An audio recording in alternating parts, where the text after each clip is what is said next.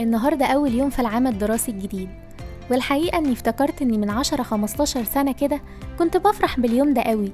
لما كالعادة المدرسين يطلبوا مننا جلاد وكشاكيل جديدة، كنت بفتح الكراسة واكتب لستة الطلبات، وأول ما بروح بريح شوية وجهز نفسي عشان هروح المكتبة مع بابا. وهناك بقى بشوف ملذة وطاب من الألوان والكشاكيل والأقلام. واسأل أي حد كده مهما كان ما بيحبش المدرسة ولا حتى بيطيق يسمع سيرتها، هيقولك يوم شراء الطلبات ده يوم محبب لقلبه.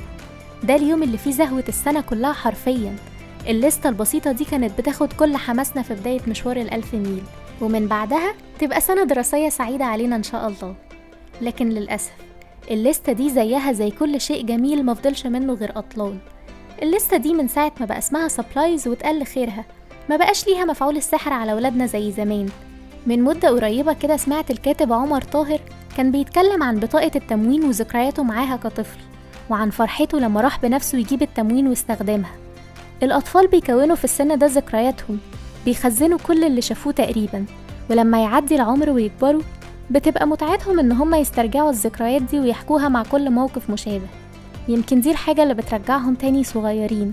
عشان كده اسمح لي أقولك إن واجبنا ناحية إخواتنا الصغيرين وولادنا إننا نخليهم يكونوا ذكريات عن الليستة دي باختلاف مسماها. ناخدهم معانا للمكتبة ونجيب لهم اللي نفسهم فيه على قد ما نقدر. نحاول نبسطهم بحاجات بسيطة ونكون معاهم ذكريات، عشان صدقني دي الذكريات اللي هتكمل معاهم لسنين قدام. وأنا هنا النهاردة علشان أفكر نفسي وأفكركم. عام دراسي سعيد عليكم.